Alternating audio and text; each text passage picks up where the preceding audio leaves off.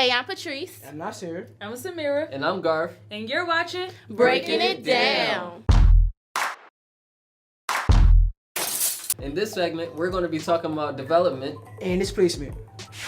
While new developments in a neighborhood increase property value and taxes, people struggle to find and keep affordable housing.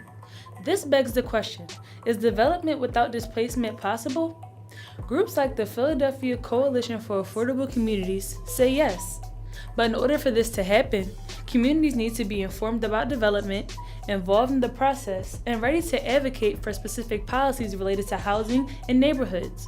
In this segment, we offer some information and tips around understanding and resisting gentrification. Developers are people who buy land and start the development of an area.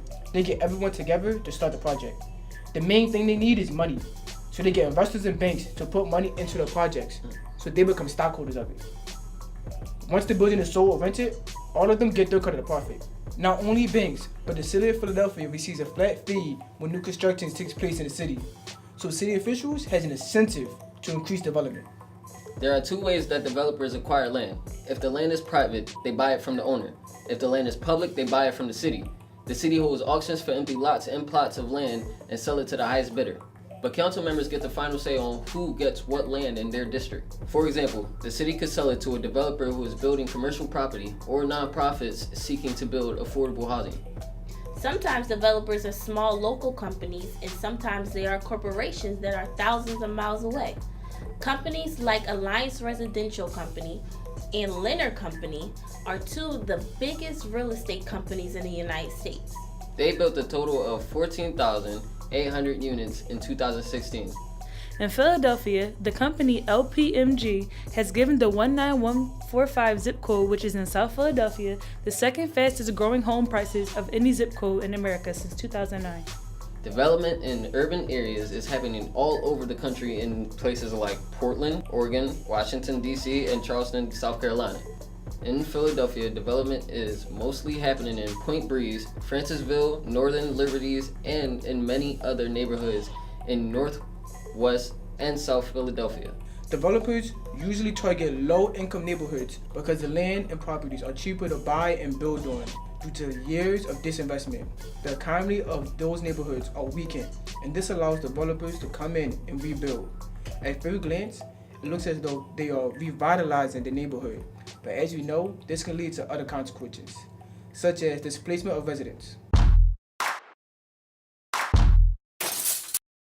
Building these new properties is expensive, so developers look for ways to make their projects profitable. When the city offers tax abatements and tax credits to developers, it provides more incentives for developers to build.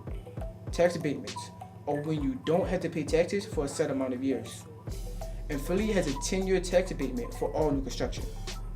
The Philadelphia Industrial Development Corporation, or PIDC, help developers with financing, and developers can get tax credits by building affordable housing or new market. Zoning laws, which are the rules that dictate how and where developers build, are sometimes relaxed to allow developers to build higher. For example, higher buildings means more units, more rent, and more profit. Communities resist the relaxation of zoning laws because it allows developers to build commercial property over affordable homes. Want to have an input on what happens in your neighborhood? Get involved. This means first learning who the registered community organizations, or RCOs, of your district are. RCOs are the community orgs that are registered with the city. They receive notices pertaining to potential development being proposed in the neighborhood. The RCOs then take it to the Zoning Board of Adjustment, or ZBA, to be approved. The ZBA is in charge of appeals for zoning matters and reviews proposed projects and their possible impact on the neighborhood. Many of the RCOs are also a part of the local civic association. Both help the community get informed about development in their neighborhood and allow community members to have a seat at the table.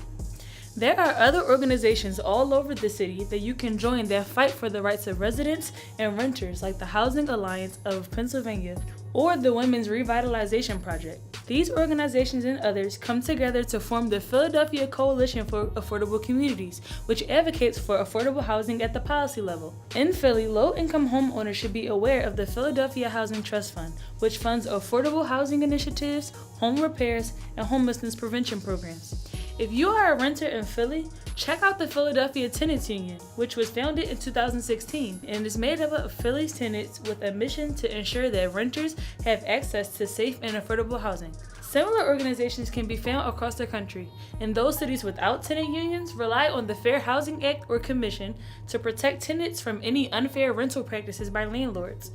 If you are a busy person and can't dedicate a certain number of hours a month to an organization, you can support local businesses that are in danger of being bought out by corporations, attend community meetings to learn what's happening in your neighborhood, and call your city council member to let them know your concerns. Many people are unaware of housing laws in Philadelphia, but we have to know our rights.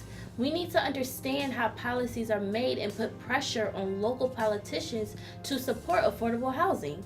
Here are 2 examples of policy proposals in Philly that seek to prevent displacement.